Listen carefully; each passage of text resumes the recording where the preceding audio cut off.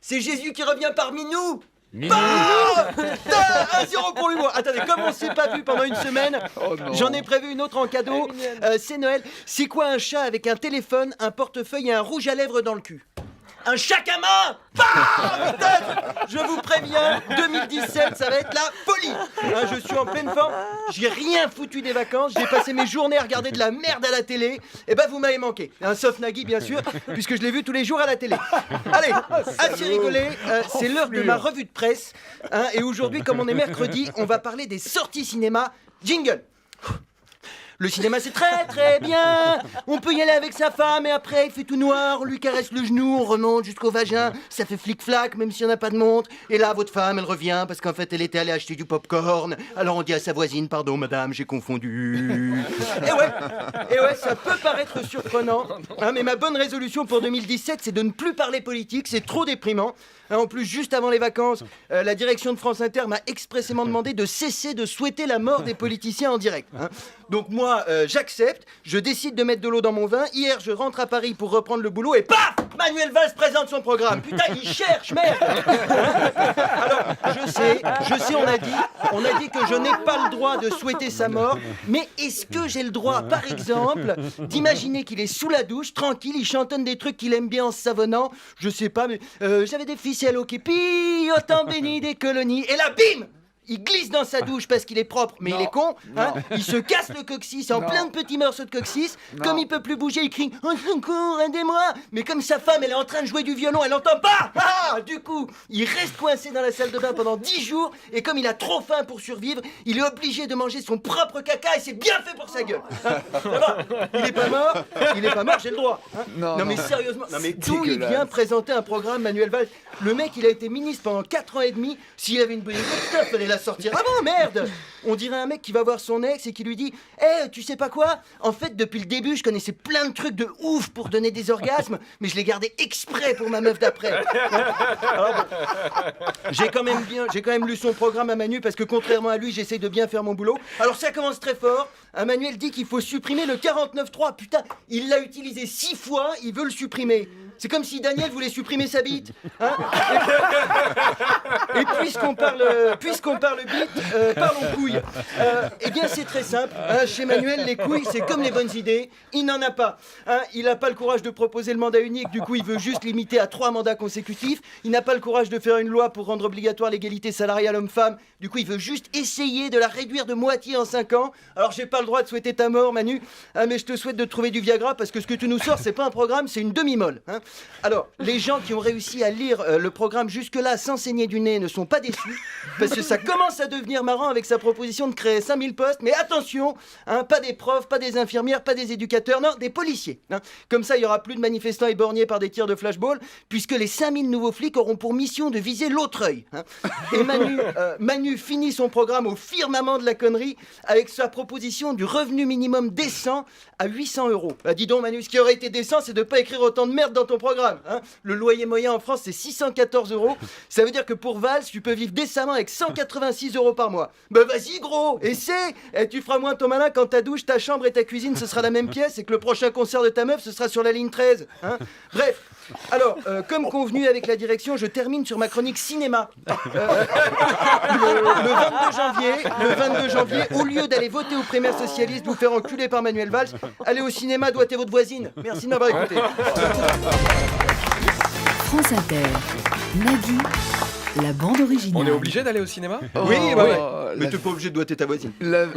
C'est rassurant pour les voisins. Oui, ton voisin, si tu veux, Nagui. C'est toi qui choisis. C'est signé Pierre-Emmanuel Barret. Voilà, je tiens à le préciser pour ceux qui cherchent à le joindre. Maison de la radio, 116 avenue du Président Kennedy, 75 116. Ils ont mon adresse à Matignon, Nagui.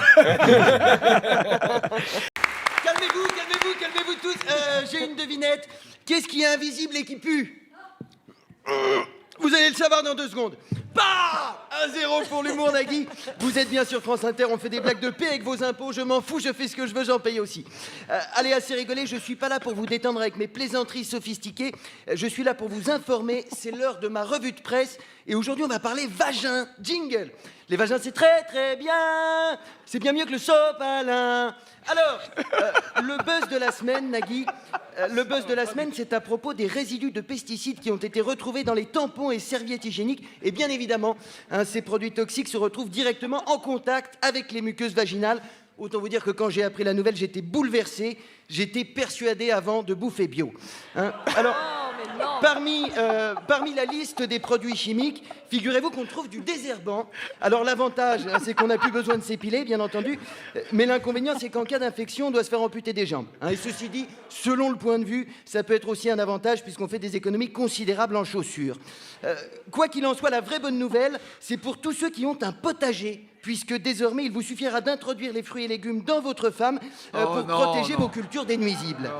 Attention tout de même si vous habitez la région de Cavaillon.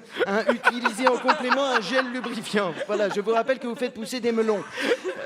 Si malgré tout, vous êtes opposé à la présence de pesticides dans vos tampons, il existe une alternative simple et écologique. Tous les mois, restez pendant 5 jours accroupis au-dessus d'une bassine. Autre actualité de la semaine, Nagui, c'est Israël qui a décidé de repousser un peu les limites de ses frontières. C'est un peu agaçant pour les voisins puisqu'ils font ça tous les 2 jours. Netanyahou en maternelle, quand il y avait coloriage, c'était le seul qui, en plus de déborder du dessin, il débordait de la feuille, il débordait de la table, il débordait de l'école, le mec. Tranquille, il vole 234 hectares à la Cisjordanie. Alors ok, 234 hectares, c'est pas énorme, mais c'est le principe. C'est comme si demain je disais elle est à moi Laurence Boccolini. Ça ne se fait pas. Ça s'appelle de la colonisation. Et je suis bien placé pour savoir ce que c'est que la colonisation. Je suis français. Alors évidemment, l'ONU est furieux, il hésite encore sur la sanction, mais ça va chier. Apparemment, au prochain G20, il pense asseoir Netanyahou à côté de la fenêtre pour qu'il ait froid aux pieds. Bah, bien fait. Foi, vilain, caca Netanyahou. Alors, que vont faire les Israéliens de ces 234 hectares ? Eh bien, figurez-vous qu'ils veulent faire un grand potager. Mon conseil, donc, si vous êtes une femme palestinienne et que vous utilisez des tampons aux herbicides, fuyez. Je termine ma petite revue de presse avec une touche de pédophilie, parce que la pédophilie, c'est toujours sympa. La semaine dernière, on parlait de l'Église catholique. Eh bien, aujourd'hui, on va se pencher sur l'éducation nationale. En 2015, ce sont pas moins de 27 personnes qui ont été licenciées pour des affaires de pédophilie. Du coup, on commence à être un petit peu emmerdé. On ne sait pas où envoyer les enfants. À l'école, ils se font violer. Au catéchisme, ils se font violer. Dans le jardin, il y a papa et maman qui font des trucs dégueulasses avec les concombres du potager. Non. On pourrait quand même jeter un coup d'œil rapide sur le passé du personnel avant de l'engager. Si par exemple sur le CV d'un instit, dans la partie loisirs, il y a écrit sortie entre amis, canoë-kayak et sucer des gosses, bon, faut peut-être peser le pour et le contre avant de lui confier une classe de CP. Même si les enfants adorent le canoë-kayak.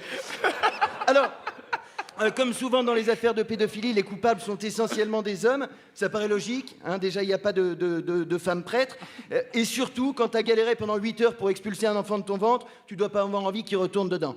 La semaine prochaine, on parlera des attentats à Ankara, un bilan terrible, près de 40 morts, des corps déchiquetés, des scènes de guerre dans la capitale.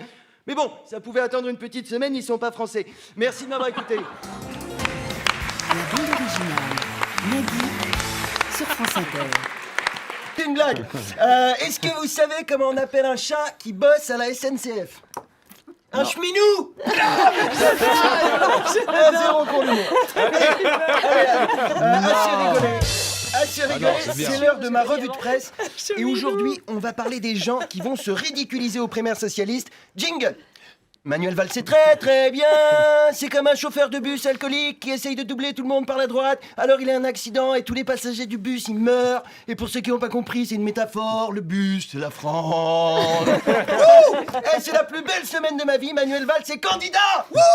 Et pour un humoriste, c'est Noël avant l'heure. Valls, il est incompétent, désagréable, bruyant, instable, raciste, constipé. Et en plus, il est de droite. C'est Nadine Morano avec le bilan de François Hollande. J'étais déjà intenable depuis la victoire de Fillon, mais là je suis excité comme Nagui au salon de la talonnette. Je me suis masturbé 52 fois depuis lundi, j'éjacule en continu. Heureusement que j'avais un matelas pneumatique chez moi, sinon je me serais noyé, j'ai plus pied dans mon appart. Alors, on sait pas bien pourquoi il se présente, Valls, peut-être un élan d'espoir, peut-être un élan de connerie, mais le connaissant, je ne miserai pas trop sur l'espoir. En plus, c'est tellement émouvant. Il est venu annoncer sa candidature à la présidentielle dans la salle où il s'est marié. En fait, il fait toutes ces conneries au même endroit. Non, mais, sérieusement, il n'a aucun amour-propre. Hein. Arriver avec un bilan comme celui de Manuel Valls devant les Français et leur dire « Votez pour moi !» C'est un peu comme aller voir une meuf, lui sortir les résultats de ton check-up médical positif à la syphilis, la blénorragie et au sida et lui demander « Je peux t'enculer, s'il te plaît ?» Non, mais vous avez écouté son discours. Non, ça revient médical. Vous avez écouté son discours. Le mec, il vient parler dialogue social et démocratie après la loi travail, l'état d'urgence et les 49.3. Tu serais pas en train de bien te foutre de notre gueule, Manuel ? En fait, Manuel Valls, c'est le mec qui pourrit tes chiottes avec une gastro de l'espace et qui sort mine de rien en disant « Ouh là là, je sais pas qui était aux toilettes avant moi, mais ça sent pas très bon, il y a du caca partout sur les murs. Et moi, en tout cas, j'ai fait que pipi. » Il est arrivé sur scène pour annoncer sa candidature. Ça sent le vécu pour beaucoup de personnes. Ouais, c'est pour moi, hein, surtout. Il est arrivé sur scène pour annoncer sa candidature avec un aplomb incroyable, alors qu'il y avait une traînée de merde de son froc jusqu'à Matignon. En plus, on dirait qu'il comprend même pas que c'est pas bien ce qu'il a fait. Sérieusement, on dirait un trisomique, il est complètement déconnecté de ses actes. Le mec, on lui dit « Attention, t'as fait caca partout sur la France !» Il répond « Oui, j'ai encore envie !» C'est plus le Premier ministre, c'est le 8e jour. Alors évidemment, on va recevoir des plaintes d'associations de trisomiques, Nagui.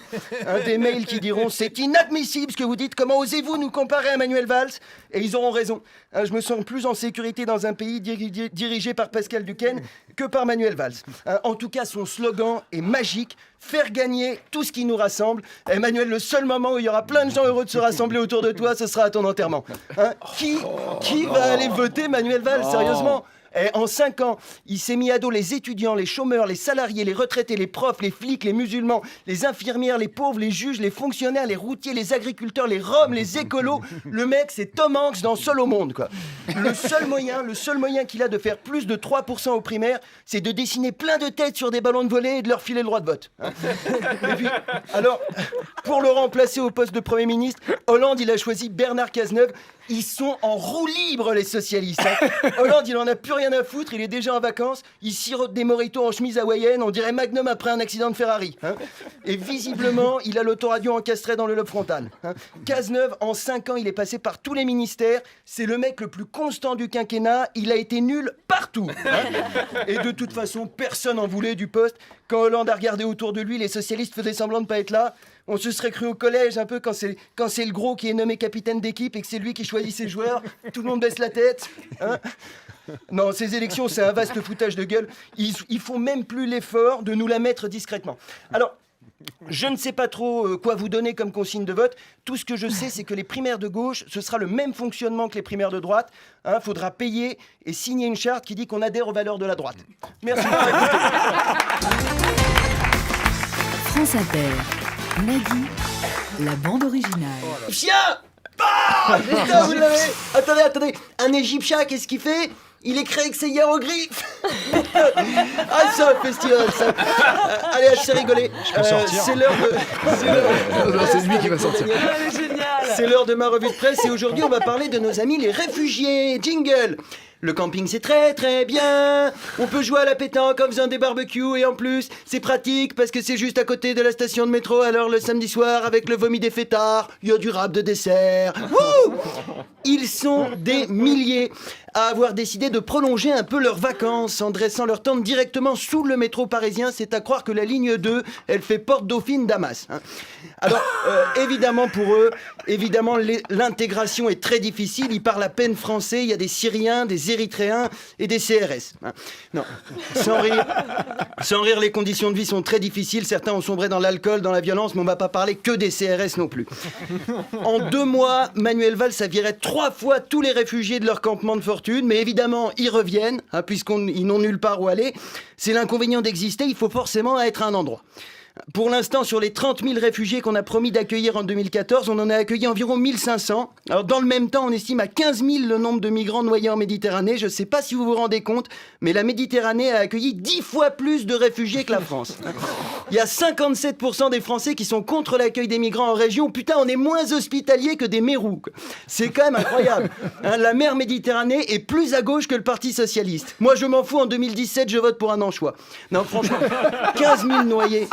15 000 noyés, c'est horrible. Pour vous donner un ordre de grandeur, c'est comme si en Gironde, toute la ville de Floirac avait disparu. Bon, c'est peut-être pas un très bon exemple, puisque pour la plupart d'entre nous, la ville de Florac n'a jamais existé. Mais quand même, hein, c'est incroyable. On dépense des centaines de millions d'euros pour bombarder la Syrie. On n'est pas foutu de payer une chambre de Formule 1 aux survivants. En même temps, ils sont pas très malins non plus, les Syriens. On les bombarde, ils viennent se réfugier chez nous. C'est comme si tu te faisais violer dans la rue et quand ton agresseur a fini, tu remontes ton slip, tu dis attends, je viens de me faire violer, je peux dormir chez toi, hein? Alors je caricature dans les rangs des réfugiés, il n'y a pas que des Syriens, mais qu'on soit bien d'accord, les Érythréens, ils viennent pas en France pour voir la Tour Eiffel. S'ils veulent admirer une structure métallique, ils ont qu'à lever un bras et regarder leur prothèse. L'Érythrée, ça n'est pas Disneyland. Là-bas, le service militaire, ça dure de 17 à 40 ans. Mais heureusement, tu peux avoir une dérogation pour terminer plus vite, en mourant. Après, force est de constater qu'un service militaire qui dure de 17 à 40 ans, ça peut avoir ses avantages. Par exemple, Emmanuel Macron, son parti, ça s'appellerait En Marche Toutes. Et avec un peu de chance, il aurait marché sur une mine au lieu de marcher sur le code du travail. Alors évidemment, dès qu'on aborde le sujet des réfugiés, t'as tous les gros cons nationalistes qui disent « Oui, mais ils veulent juste voler nos emplois. Excusez-moi, mais pour l'instant, ils veulent surtout le travail de nos clochards. » Et puis avec l'hiver qui arrive, entre les SDF et les réfugiés, Paris et Damas, ce sera la même chose. Et à Paris, le seul truc qui fera plus de bruit que les rafales, ce sera le silence du gouvernement. La politique d'émigration, c'est comme une sextape avec Daniel. On rigole sur le moment, mais quand on revoit les images, on ne peut plus se regarder dans la glace.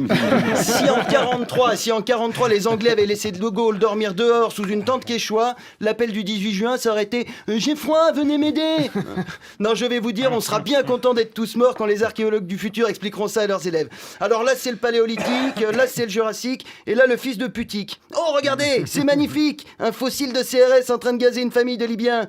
Et ça, c'est quoi, monsieur? C'est un fossile de caca? Non, ça, c'est le socialisme. Merci de m'avoir écouté. France Inter, la bande originale avec Nagui. Arlette Chabot d'une falaise. C'est un lanceur d'Arlette. Bam! 1-0 pour l'humour. Allez, assez rigolé. Merci Tom, n'en fais pas trop non plus. C'est l'heure de ma revue de presse et aujourd'hui, on va parler des banquiers sous acide. Jingle. Emmanuel Macron, c'est très très bien. C'est comme un élève qui dit qu'il veut être délégué de classe pour défendre ses petits camarades, mais en fait, il veut juste avoir le droit d'aller en conseil de classe pour être avec les profs, parce que ce qui l'excite, c'est le pouvoir et les vieilles. Wouh! Alors, Macron, il est complètement perché. Il essaye de se faire passer pour un anti-système alors qu'il a bossé pour Rothschild et qu'il sort de 4 ans au gouvernement, quoi. Le mec, le système, c'est lui. On dirait Jacques Chirac qui essaye de te faire croire que c'est toi qui as chié dans son froc. Tiens, d'ailleurs, vous savez quoi? Je vais pas faire de chronique sur Macron, il m'énerve. Par contre, puisqu'on parle des banquiers qui essayent de nous la mettre, parlons un peu des LuxLeaks. Ce lundi, au Luxembourg, débutait le procès en appel des lanceurs d'alerte. Pas des lanceurs d'Arlette, naturellement. Alors, c'est quand même incroyable, parce que les mecs, ils révèlent les accords secrets entre les multinationales et le fisc, et c'est eux qui sont sur le banc des accusés. Alors, attention, qu'on soit bien clair, ça ne me dérange pas qu'ils aillent au Luxembourg, les patrons de multinationales, mais pas le pays, la station de métro. Et pas debout sur le quai, mais allongé sur les rails. D'ailleurs, le président de la Commission européenne est d'accord avec moi, il a dénoncé un système immoral. Et vous savez qui c'est le président de la Commission européenne? C'est Jean-Claude Juncker. Et Jean-Claude, il se fout bien de notre gueule parce qu'il était Premier ministre du Luxembourg au moment des faits et maintenant il vient faire son justicier. C'est comme si tu te faisais violer et comme avocat, on te refile Maître Guy Georges. Et attention, Maître Guy Georges, quand il t'appelle à la barre, c'est pas pour témoigner, c'est pour te la mettre dans le cul. Alors, je dis du mal du Luxembourg, mais la France, c'est pas mieux. Mon ennemi, c'est le monde de la finance. Me ferme ta gueule, François. Ton seul ennemi, c'est le mec qui t'a volé tes couilles en CE1. Les lanceurs d'alerte, t'aurais dû leur proposer la nationalité française directement et en échange tu leur files Balkany, Cahuzac et Pogba. Ils perdront en QI mais ils auront enfin une bonne équipe de foot. En France, on accueille les dictateurs africains avec des Ferrero Rocher à l'Elysée, on privatise les plages pour le roi d'Arabie Saoudite et on n'est même pas foutu de payer une chambre de Formule 1 à Edward Snowden. Oui, je critique la France alors que je passe ma vie dedans. Et alors? Vous avez jamais critiqué votre femme?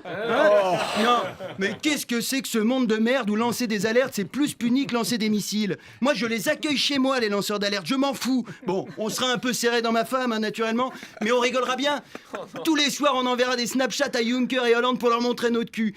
L'évasion fiscale, Ça coûte 60 milliards d'euros par an à la France et les politiques ils viennent chialer pour les quelques millions d'euros de la fraude aux allocs. C'est comme si tu te faisais revioler, mais cette fois par 60 Guy Georges, et toi tu portes plainte contre le seul Guy Georges innocent qui s'est contenté de manger un sandwich à côté de toi parce qu'il a fait une tache de maillot sur tes mocassins.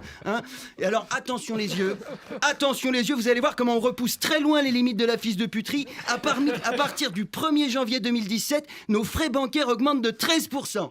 C'est comme si tu te faisais reviolé par 60 Guy Georges, mais en plus après, t'es obligé de leur essuyer la bite avec une lingette. Putain, pardon, mais j'en ai marre. Moi, ça me fait chier. Venez, on dit que pour Noël, on coule les banques. Ça, ce sera un joli cadeau. Le 24 décembre, on retire tout notre pognon, on met tout au crédit coopératif. Là, je peux vous dire que les banquiers et les politiques, ils vont se chier dessus. Ce sera un bordel magnifique. Alors oui, on sera dans la merde jusqu'au cou, mais pour une fois, ils nageront avec nous. Merci de m'avoir écouté. Merci. Bienvenue à Paris. Bande originale. Nagui sur France Inter. Désolé pour tous ceux qui ont été choqués par le mot lingette. Voici l'humeur de Pierre-Emmanuel Barré. Mais si c'est l'heure, attention. Calmez-vous, attendez, j'ai une blague. Qu'est-ce qui fait miaou quand on met un doigt dedans? Un chat. Une chalope. Bam. On est loin dans le game du LOL. Là, si l'humour c'était une bite, ce serait une blague sénégalaise. Allez, assez rigolé, parlons littérature. Jingle. La littérature c'est très très bien. Après on peut acheter des livres, et les livres c'est important parce qu'après on peut faire semblant de lire dans le métro. Comme ça on se fait pas embêter par les Roumains sans jambes qui viennent mendier notre argent alors qu'ils pourraient être à Rio, gagner des médailles d'or. Mais malheureusement l'accordéon c'est pas une discipline olympique. Alors vous le savez Nagui, pour permettre aux écrivains en herbe de s'exprimer, chaque année c'est la même chose. Des centaines de milliers d'arbres sont arrachés, broyés, réduits en pâte à papier. Certains auront la chance de finir dans mon imprimante pour recevoir les propos guillerets d'une chronique prime sautière, et d'autres, au destin tragique, finiront dans la maison d'édition d'Éric Zemmour, tartinés de merde comme une feuille de PQ un lendemain de raclette. Zemmour, il ne peut pas se retenir, dès qu'il y a une connerie à écrire, paf, il fonce. On dirait que tous les matins, il est un peu plus con que la veille. Un jour, il va se réveiller, il sera Jean-François Copé. Alors, je suis allé sur Internet pour me renseigner sur sa carrière à Zemmour. Les rubriques, c'est immigration, déclaration sur les races humaines, nombre d'étrangers en France, antiféminisme, régime de Vichy, incitation à la haine raciale, provocation à la haine envers les musulmans. C'est pas une fiche Wikipédia, c'est une fin de repas alcoolisé à l'amicale des boulistes de Béziers. En fait, il ne réfléchit pas, Zemmour, c'est juste, il vomit parce qu'il est bourré. Oh, les Arabes! Invasion! Non, ça, je peux conduire, c'est juste... Islam! Non, le mec, il a tapé un iTélé au Figaro. À valeurs actuelles, on sait plus si c'est un CV ou un casier judiciaire. J'aurais bien lu tous les chefs d'accusation, mais on risque d'empiéter sur la matinale de demain. Et puis alors, en période de promo pour ses bouquins, il est magique, Zemmour, il se lâche, il est excité comme un nazi au salon de la cheminée. La semaine dernière, il disait qu'un prénom français, c'est un prénom catholique. Là, il enchaîne tranquille sur la France colonisée. Triple combo, voile, terrorisme et banlieue. À mon avis, il n'y aura pas grand monde pour sa séance de dédicace à la Fnac de Sarcelles. Zemmour, dans sa tête, c'est Charles Martel. Il se balade partout avec une armure de chevalier. Du coup, il se balade nulle part vu le poids d'une armure et vu le physique du mec. Zemmour, quand il met un pull, il fait de la muscu. C'est quand même dommage d'être islamophobe comme ça quand t'es gaulé comme une merguez. Alors, cette année, Zemmour, pour son livre, il s'est pas fait chier. C'est un recueil des chroniques qu'il a fait pour RTL. Il vend ça 23 €, putain. Et après, il vient traiter les Arabes de voleurs, dis donc. Je vous dis quand même le titre, pour que vous n'oubliez pas de pas l'acheter. Ça s'appelle Un quinquennat pour rien. Mais je suis en train d'écrire le tome 2, ça s'appelle 9 mois pour rien, c'est l'histoire tragique de la grossesse de la maman d'Éric Zemmour. Et puisqu'on parle racisme, parlons des Républicains. Alors la grosse déception de la semaine, c'est Nadine Morano. Souvenez-vous, oui, j'avais appelé à la soutenir pour les primaires. Malheureusement, elle n'a pas eu assez de parrainage, elle ne sera pas candidate, c'est dommage. J'attendais avec impatience ses conversations avec Donald Trump au G20. Bonjour Donald, comment va votre oncle Picsou? Elle va nous manquer Nadine, hein. On pense à toi si tu nous écoutes. Et si tu arrives à comprendre ce qu'on dit, bien sûr. Enfin, rassurez-vous, on part quand même sur une très belle primaire. Sarkozy, Copé, Fillon, Juppé, Le Maire, Mariton, NKM. Quand on voit la brochette, on a envie de faire un barbecue. Mais attention à celui qui va la bouffer, parce que ça c'est un coup à chier à la prochaine chronique d'Éric Zemmour. Merci de m'avoir écouté. La bande originale. Nagui sur France Inter.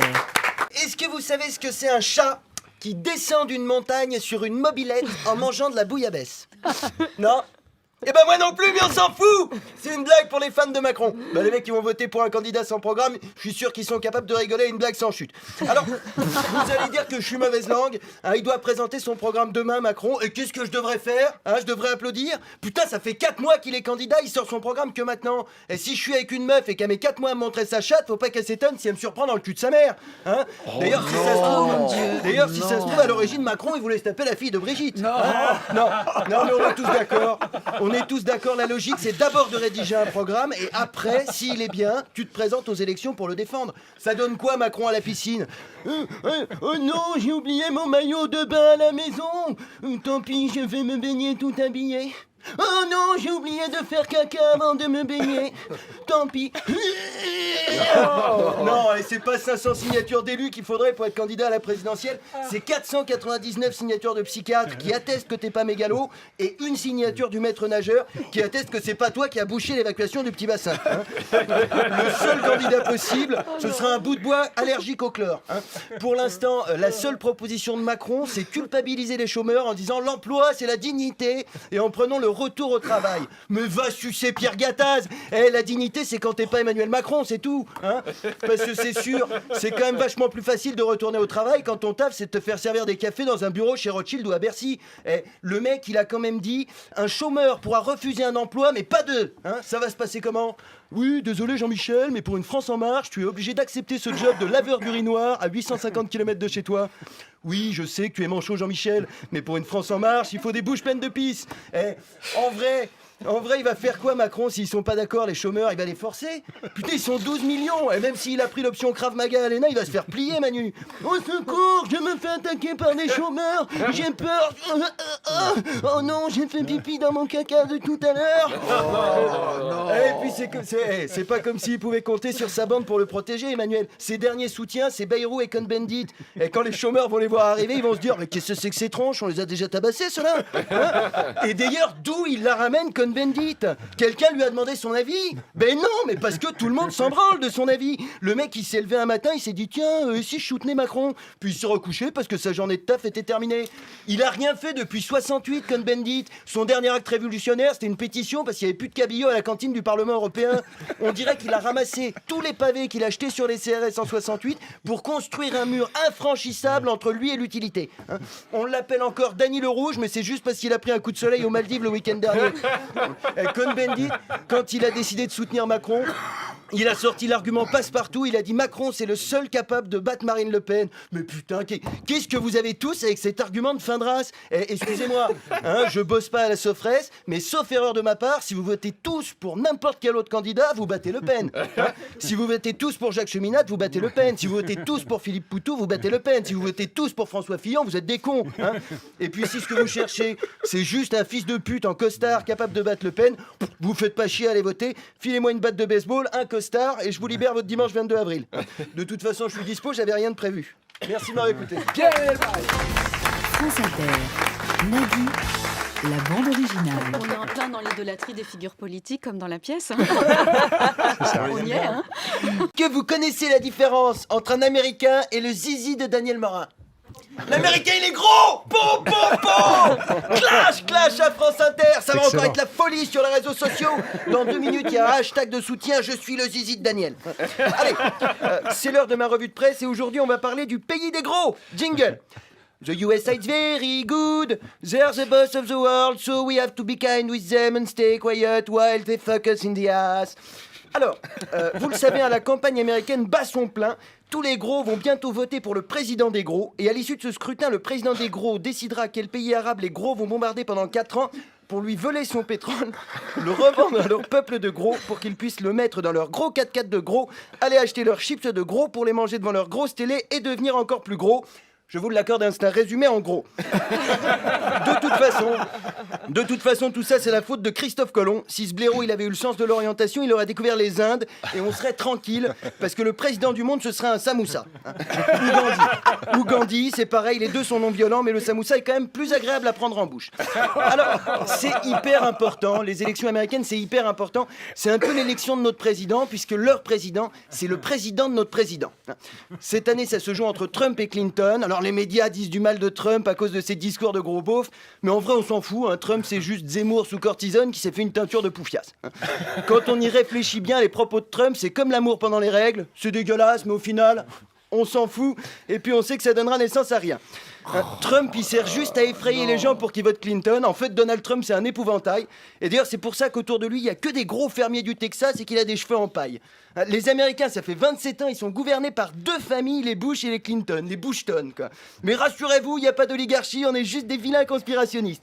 Non, sérieusement, les Bushton, ils sont magiques, ils se partagent le monde depuis 1989.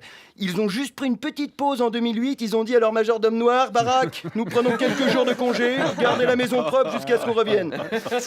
Alors, le prochain président des gros, bon bah ce sera Hillary Clinton, hein, c'est évident. A priori, on pourrait se dire qu'une femme à la Maison Blanche, c'est un progrès, mais le souci, c'est que chez les gros, on ne fait pas la différence entre les hommes et les femmes puisque le sexe disparaît hein, sous les bourrelets. Il y a quelques jours, Wikileaks publiait une nouvelle série d'emails échangés entre Hillary et son directeur de campagne, dans lesquels on trouvait notamment des extraits des discours prononcés par Hillary Clinton devant l'élite de Wall Street. Alors bien sûr, c'est pas gratuit. Un discours de Clinton, elle a facturé son intervention 485 000 $ à la Deutsche Bank et 675 000 $ à Goldman Sachs. Alors quand on découvre ça, on se dit d'abord que Sarkozy avec ses conférences à 100 000 €, c'est trop une baltringue. Petit joueur, Sarkozy, faiblard. Si l'ONU c'était une prison, Sarko ce serait la pute des Clinton. Il aurait l'anus aussi large que le bouclier de Captain America. Et deuxièmement, 675 000 $ le discours. Je sais pas si vous vous rendez compte du prix de la salive d'Hillary Clinton. Bill, il doit avoir l'équivalent du PIB de la Colombie sur le bout du gland. Hein. Le contenu des discours est magique. Chez Goldman Sachs, elle leur a quand même dit je vous ai représenté pendant 8 ans à la Maison Blanche. Après Hillary, elle la ramène en disant j'ai aucun lien avec la finance. Putain, c'est comme si Pierre Ménès disait qu'il avait aucun lien avec le Nutella. Hein, non, franchement, quand on voit les grosses merdes qui gouvernent les États-Unis, c'est à se demander comment la maison a fait pour rester blanche. Hein. On devrait appeler ça la maison marron avec des petits morceaux de maïs par-ci par-là. Alors, je vais pas vous lire tous les discours, c'est disponible sur Internet. Si vous voulez savoir à quel point on se fait mettre tous les jours, il suffit d'aller sur YouPorn. Entre gangbang et fistfucking, il y a un nouvel onglet libéralisme. Hein. Le destin est quand même farceur. Qui aurait pu dire en 1492, quand on a découvert l'Amérique, que l'Amérique nous mettrait tous à découvert. Allez, je cite un dernier speech d'Hillary pour la route. La politique, c'est comme la fabrication de la saucisse, c'est pas appétissant. Si tout le monde regarde les discours en coulisses et les marchés conclus, ça rendrait les gens nerveux. Il est nécessaire d'avoir une posture pour le grand public et une posture privée. Elle a raison, Hillary, on nous en fait bouffer de la saucisse et pas que par la bouche. Alors pour finir, je voudrais m'adresser au peuple américain. Cette année, votez pas Clinton, votez Daniel Morin. Il nous enculera aussi, mais ça fera moins mal. Merci de m'avoir écouté. La bande originale, Nagui, sur France Inter.